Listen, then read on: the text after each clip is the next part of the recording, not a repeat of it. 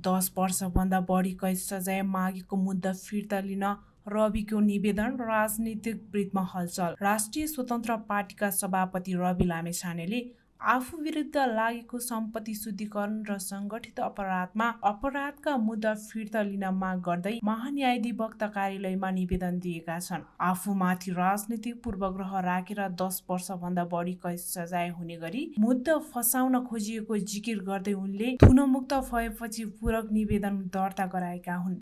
हाल महान्यायाधिवक्ता कार्यालयमा यो निवेदनमाथि अध्ययन र छलफल भइरहेको छ। यद्यपि प्रचलित कानून र निर्देशिका अनुसार संगठित अपराध र सम्पत्ति शुद्धिकरण जस्ता जघन्य मुद्दा फिर्ता लिन नमिल्ने व्यवस्था रहेकाले लामेछानेको यो प्रयास चुनौतीपूर्वक देखिएको छ। उनीमाथि गोर्खा मिडिया मार्फत सहकारीको रकम प्रचलन गरेको आरोपमा विभिन्न जिल्लाहरूमा मुद्दा विचाराधीन छन्।